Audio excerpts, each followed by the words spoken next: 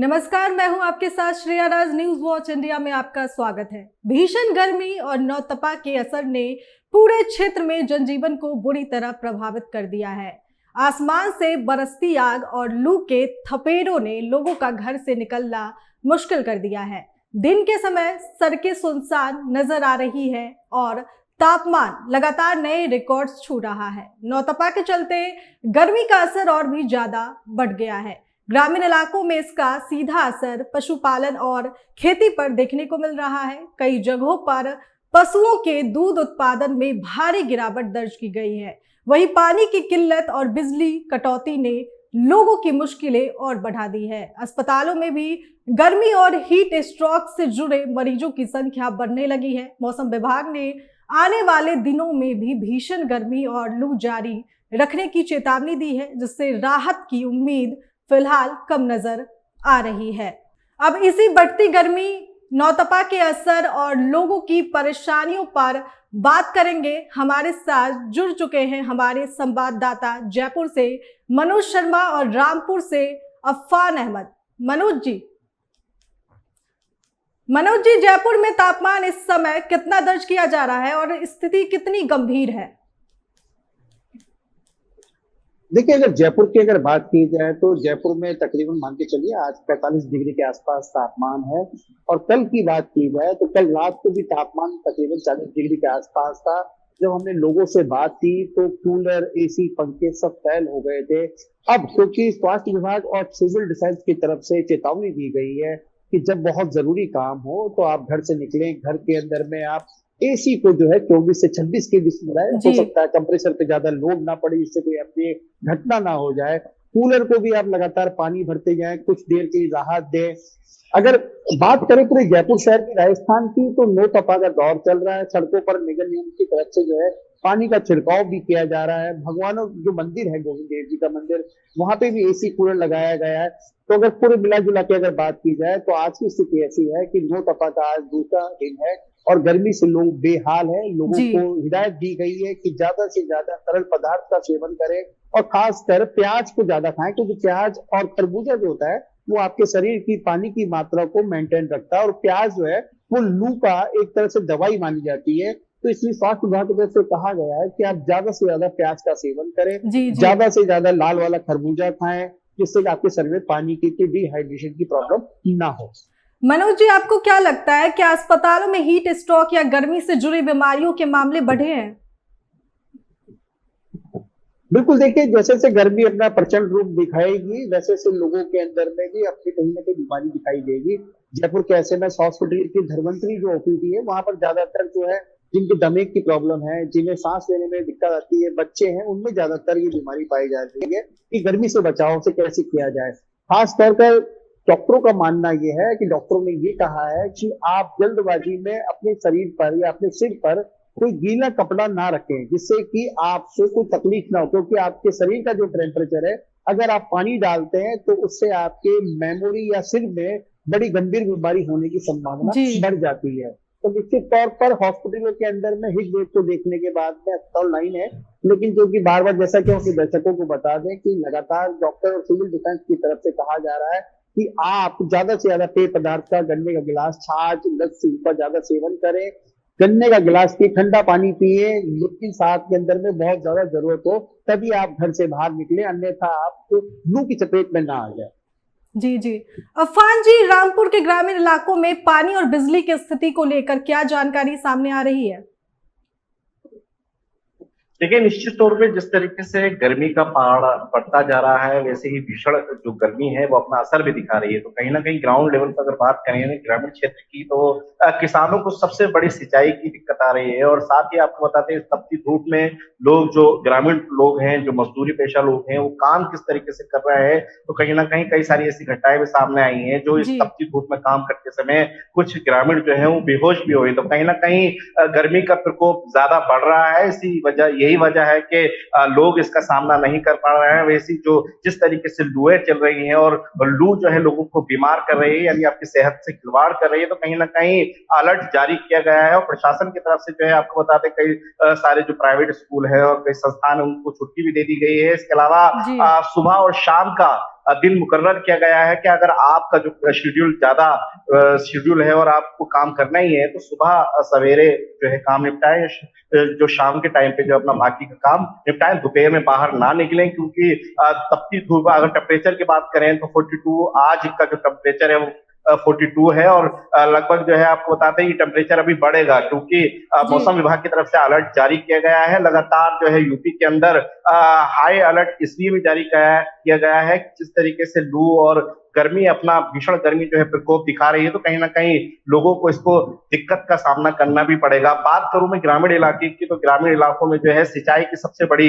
असर पड़ रहा है। तालाब और जो नदियां हैं वो सूखती जा रही हैं और क्योंकि जानवर जो जंगली जानवर होते हैं और जो पशुपालन वाले जानवर होते हैं वो तालाबों से ही पानी पीते हैं तो पानी उनकी प्यास नहीं बुझ पा रही क्योंकि गर्मी का प्रकोप इतना है कि जितना पानी होता है वो स्टॉप कर लिया जाता है। साथ ही आपको बता दें ग्रामीणों को बहुत सारे जो जनरेटर जो इंजन होते हैं उससे पानी की सिंचाई करने में भी दिक्कत आ रही है। जो वाटर लेवल है बहुत ही डाउन गया है, खेतों में पानी नहीं पहुंच पा रहा है तो किसानों को बहुत मुश्किल का जो है सामना इस गर्मी की वजह से करना भी पड़ रहा है। बात करें घरेलू लोगों की तो घरेलू लोग भी जो है इस समय तपती धूप से जो है बचने के लिए अपने घर में ही जो है रहकर अपना वक्त गुजार रहे हैं और बाहर निकलने के लिए जो है अगर निकलते भी हैं तो मुंह पर कपड़ा बांधकर और बहुत सारी चीजों का इंतजाम करके निकल रहे हैं तो कहीं ना कहीं सावधानियां बरतने की जरूरत है। अब बात करें सेहत की तो सेहत भी जो है इस पर असर पड़ रहा है। जैसे जैसे लू बढ़ती जाएगी वैसे वैसे लोग बीमार भी हो रहे हैं। ज्यादातर उल्टी डायरिया की वजह से रामपुर का जिला अस्पताल में जो है लोग भर्ती भी हैं और इलाज उनका चल रहा है। तो कहीं ना कहीं इस भीषण गर्मी के प्रकोप से लोगों में निराशा भी है और हताशा भी है क्योंकि इसका सामना करना बड़ा टिपिकल है और लोग जो है इसकी वजह से जो है नुकसान उठा भी रहे हैं। अफान जी, क्या प्रशासन की ओर से गर्मी से राहत के लिए कोई विशेष इंतजाम किए गए हैं? बिल्कुल तौर पे रामपुर के जिलाधिकारी अजय कुमार द्विवेदी की तरफ से जो है साफ चेतावनी भी दी गई है और इंतजाम की बात करें तो चौकसी भी बढ़ा दी गई है। जगह जगह जो है प्रशासन की तरफ से जो है निगरानी पॉइंट भी बनाए गए हैं। कहीं पर लोगों को जो है अगर देखा जाए कोई दिक्कत होती है तो उसको जल्द जो है जो टीम है प्रशासन की वो उनको रेस्क्यू करे और तुरंत जो है उनको जिला अस्पताल में भर्ती कराया या और अन्य जगहों पर आग की व्यवस्था जो है अग्निशमन को भी जो है पूरी तरीके से रेडी रखा गया है। कहीं अगर आग की सूचना लगती है तो तुरंत उसको भी काबू पाया जाए। तो कहीं घटनाएं अभी 2-3 घटनाएं हो भी गई हैं, कई जगह आग भी लगी है तो उस पर भी प्रशासन अलर्ट है और वहां जो है आग पर जो है काबू पाया भी गया है। तो ऐसे में एसी फटना ये भी आम बात नहीं है क्योंकि एसी पे जो है लोड पड़ रहा है। तो कहीं ना कहीं जो टेम्परेचर की बात करी थी अभी हमारे सहयोगी ने, तो कहीं ना कहीं ये बात सच है कि अगर आप एसी का जो टेम्परेचर है वो 24 माइनस में रखेंगे तो कहीं ना कहीं आपकी एसी भी ठीक चलेगी। और आपने उसको 18 से 16 माइनस में रखा तो कहीं ना कहीं वो एसी लोड उठाएगा। टेम्परेचर ज्यादा होने की वजह से फटने के भी उसके संकेत हो सकते हैं। इसी वजह से जो है प्रशासन समय समय पर जागरूकता अभियान भी चला रहा है और इसके साथ साथ लोगों से अपील कर रहा है कि आप जो है सहयोग करें और इस भीषण गर्मी का सामना करें क्योंकि इस तरीके की भीषण गर्मी जो है वो हादसों को अंजाम देती है। मनोज जी, राजस्थान में तो सबसे गर्म शहर माना जाता है, तो वहां पे गर्मी की वजह से लोगों को किन परेशानियों का सामना करना पड़ रहा है? बिल्कुल, देखिए कि जैसा कि हम बता रहे थे आप थोड़ी देर पहले आपको कि राजस्थान के कुछ शहर ऐसे हैं, संभाग ऐसे हैं जहां पर एक तरह से हीट वेव का अलर्ट जारी किया गया है, चाहे वो बीकानेर हो, जैसलमेर हो, जोधपुर हो और खासकर जयपुर के अंदर में तमाम लोगों को हिदायत दी गई है कि आप, जैसा कि हमने कहा कि सड़कों पे ना निकलें। हम अपने दर्शकों को एक बात जरूर बताना चाहेंगे कि सरकार की तरफ से जगह जगह जहाँ रेड लाइट है वहां पर ग्रीन पर्दे लगाए गए हैं जिससे कि राहत मिले सड़कों के ऊपर में लोग जो रेड लाइट पे खड़े होते हैं। तो निश्चित तौर पर पानी की जो समस्या, जैसे हमारे सहयोगी ने बताया, पानी की समस्या भी जयपुर के अंदर में लगातार बढ़ती जा रही है। प्राइवेट टैंकरों की सप्लाई भी लगातार बढ़ती जा रही है। खासकर सरकार और कुछ स्वयंसेवी संस्थाओं ने जानवर जो बोल नहीं पाते उनके लिए जगह जगह पानी की व्यवस्था की गई है। लोगों ने प्याऊ अपने खोली है, कई लोगों ने मटके लगाए सड़कों पर जिससे कि लोगों को तरह पदार्थ पीने के लिए मिलता रहे, क्योंकि बहुत सारे लोग ऐसे हैं जिनको खरीद कर गन्ने गिलास नहीं पी सकते या पानी। बहुत बहुत धन्यवाद हमारे साथ जुड़ने के लिए मनोज जी और अफाज जी। वहीं अब बात करेंगे सहारनपुर की। सहारनपुर के देहरादून रोड स्थित फर्नीचर मार्केट में लकड़ी के गोदाम से भीषण आग से कुछ ही देर में विकराल रूप ले लिया। देखते ही देखते आग ने आसपास के 4 शोरूम को अपनी चपेट में ले लिया और भारी नुकसान हुआ। दमकल विभाग ने मौके पर पहुंचकर करीब 2 घंटे की कड़ी मशक्कत के बाद आग पर काबू पाया। अब पुलिस और प्रशासन मामले की जांच में जुटा है। चलिए अब इस पर घटना पर ज्यादा जानकारी के लिए हमारे साथ जुड़ चुके हैं हमारे संवाददाता सहारनपुर से जोगेंद्र कल्याण। आपके पास क्या कुछ जानकारी है जोगेंद्र जी?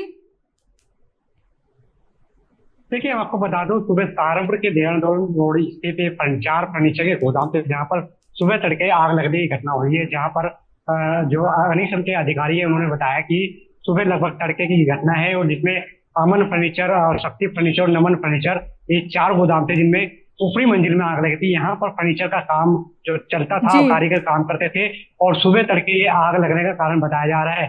आग लगने से लगभग लाखों रुपए के जो फर्नीचर है जलकर खाक हो चुके हैं।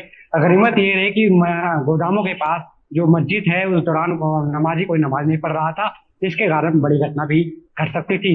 वहीं आसपास घटना के बाद आसपास के लोगों में क्षेत्र में सनसनी फैली हुई, क्योंकि आसपास के जो गोदामों के पास घर भी थे वहां भी आग फैलने का कारण बन सकता था। पर अग्निशम विभाग जब मौके पर पहुंचा तो 2 घंटे की मुश्किल के बाद आग पर काबू पाया गया है। जी जोगेंद्र जी, क्या स्थानीय लोगों ने शुरुआती स्तर पर आग बुझाने की कोशिश की या हालात तुरंत बिगड़ गए? देखिए, फर्नीचर गोदाम के जो मालिक थे वो सुबह तड़के आते नहीं, 10 बजे के बाद वो अपना फर्नीचर गोदाम खोलते। जो आसपास के लोग थे, जो वहाँ पे और दुकानदार थे, जो आसपास घर के जो रहने वाले लोग थे, उन्होंने अपने पानी की पाइप से आग बुझाने की कोशिश की। पानी कुछ जहाँ से ही पानी मिला उन्होंने छिड़काव किया, पर आग जब तक बहुत ज्यादा फैल चुकी थी, जिसके बाद जो आसपास के रहने वाले लोग हैं उन्होंने फर्नीचर के गोदामों वालों को सूचना दी, जिसके बाद ये जो 4 फर्नीचर वाले वहां पर पहुंचे थे, पर जब तक आग ने विकराल रूप ले लिया था, और जिसके बाद जो वहां पर फर्नीचर था जलकर सारा सामान जलकर खाक हो चुका था। जी जोगेंद्र जी, जिन 4 शोरूम को नुकसान हुआ है उनका कितना बड़ा आर्थिक नुकसान बताया जा रहा है?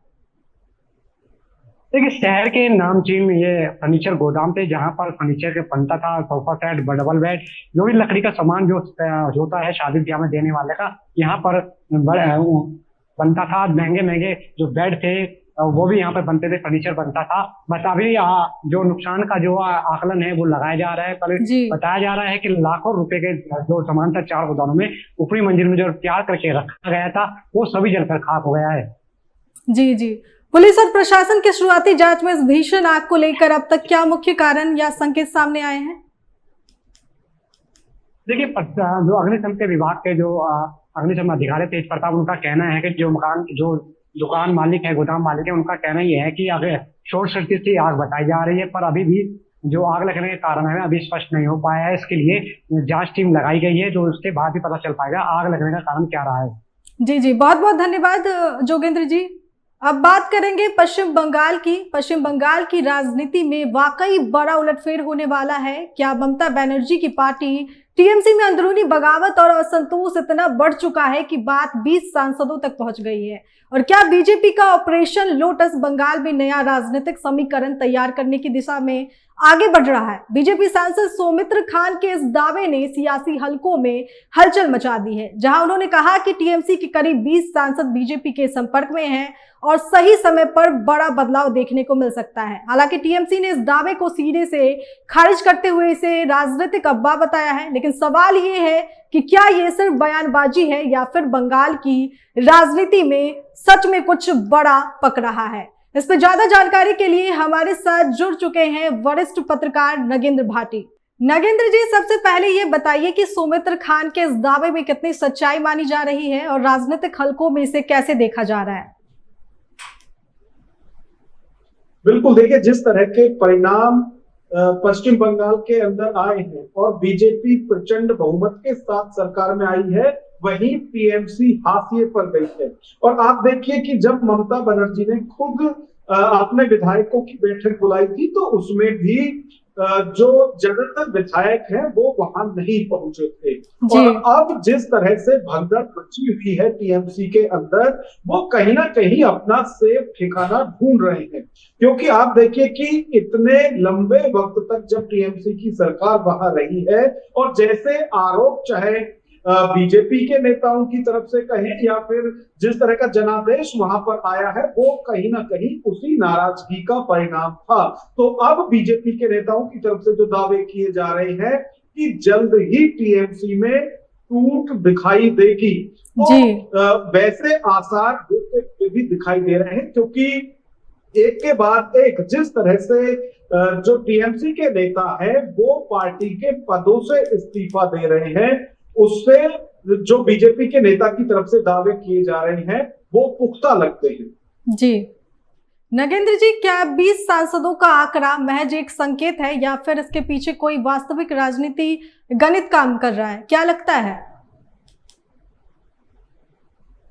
देखिए, यदि ममता बनर्जी के उस बयान की बात करें जिसमें वो कह रही है कि अब वो दिल्ली से सियासत करेंगी, तो उनका मकसद साफ है कि वो अब केंद्रीय राजनीति में दस्तक देने वाली है, लेकिन वहां उनकी एंट्री किस तरह से हो। आप देखिए कि यदि कोई राज्यसभा की सीट भी खाली होती है तो भी शायद अब वो गणित टीएमसी के फेवर में जाए।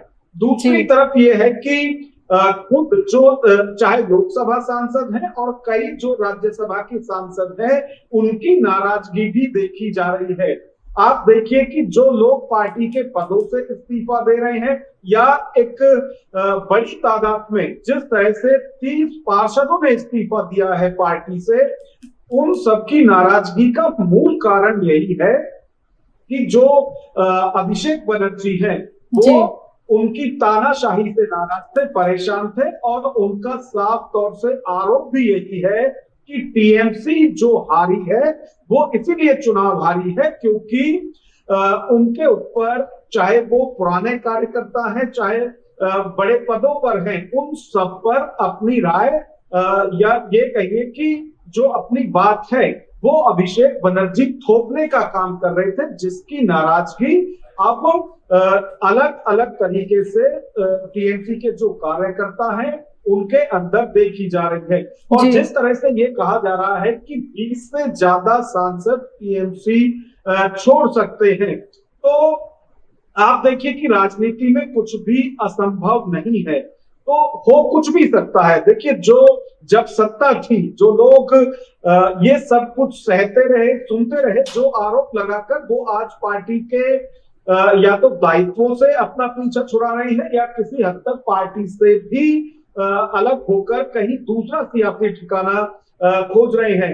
यदि टीएमसी सत्ता में होती तो शायद इस तरह के बयान टीएमसी के इन नेताओं के नहीं सामने आते, लेकिन अब क्योंकि एक तो सत्ता से बाहर हो गए हैं और दूसरा ये है कि जो शीर्ष नेतृत्व है उस पर कहीं ना कहीं कानूनी शिकंजा कसा हुआ है, तो उसका भी ये असर है। अब जो दावे किए जा रहे हैं कि 20 से ज्यादा सांसद पार्टी छोड़ सकते हैं, अब वो बीजेपी जाते हैं या बीजेपी उन्हें लेती है या नहीं लेती, ये अभी थोड़ा इसके लिए इंतजार करना होगा, क्योंकि अभी तो ये भी साफ नहीं है कि जो सांसद हैं वो इतने बड़े लेवल पर पार्टी से अलग होंगे। अभी की यदि बात करें तो टीएमसी के 29 लोकसभा सांसद हैं और यदि एक साथ पार्टी छोड़ते हैं और जो उनकी सदस्यता बचने की जो गुंजाइश है वो इसी में है कि वो एक बड़े समूह के साथ पार्टी को छोड़कर दूसरी पार्टी में जाए। आपने देखा होगा अभी राज्यसभा में भी जिस तरह से आम आदमी पार्टी के जो सांसद हैं वो आम आदमी पार्टी को छोड़कर बीजेपी ज्वाइन किया उन्होंने की है, तो उनकी सदस्यता इसीलिए बची है क्योंकि वो मेजॉरिटी के साथ उधर गए हैं। तो जिस तरह के अभी दावे किए जा रहे हैं बीजेपी के नेताओं की तरफ से, वो कितने सार्थक होते हैं इसके लिए थोड़ा वेट करना होगा। जी जी नगेंद्र जी, क्या बीजेपी इस बयान के जरिए दबाव बनाने की रणनीति अपना रही है या कोई और मुद्दा है, क्या लगता है आपको, या कोई बड़ा प्लान चल रहा है उनके मन में?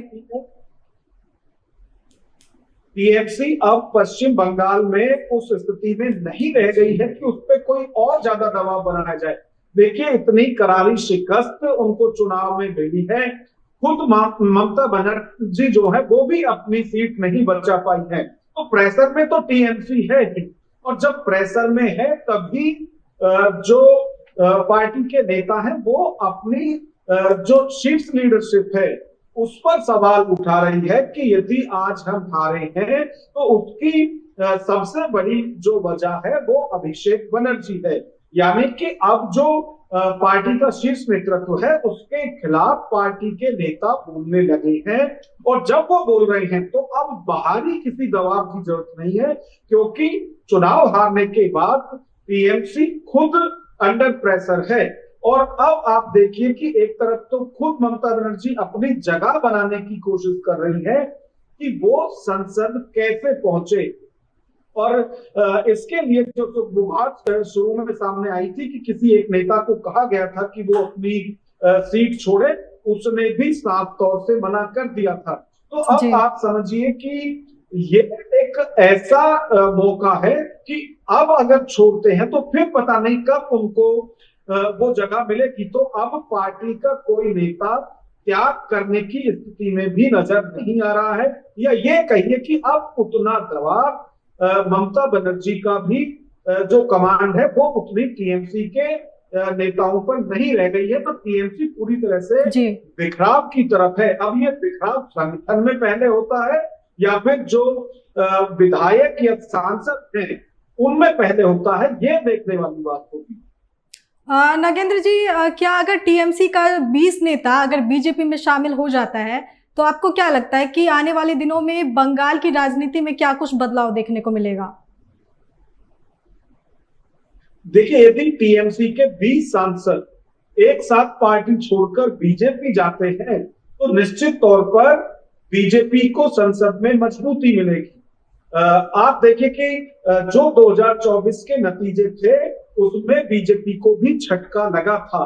तो अब यदि एक साथ 20 सांसद जाते हैं और वो बीजेपी का दामन थामते हैं तो पार्टी मजबूत होगी। और जो निर्भरता है खासतौर से जेडीयू के ऊपर वो थोड़ी कम होगी, क्योंकि अभी कई ऐसे बिल संसद के अंदर आने हैं जो वैचारिक तौर पर जिनको जेडीयू विरोध करती हुई आई है अब तक। तो यदि बीजेपी की स्थिति मजबूत होती है तो उनकी थोड़ी निर्भरता जेडीयू से कम होगी, यानी कि वो खुद डिसीजन लेने में फिर थोड़े सक्षम होंगे। तो बीजेपी तो चाहेगी कि बड़ी तादाद में जो सांसद हैं वो आए, लेकिन बड़ी बात इसमें यही है कि जो दावे किए जा रहे हैं क्या उतनी बड़ी संख्या में, उतनी बड़ी तादाद में टीएमसी के सांसद अपनी पार्टी को छोड़ने को तैयार हैं, ये बड़ा सवाल है।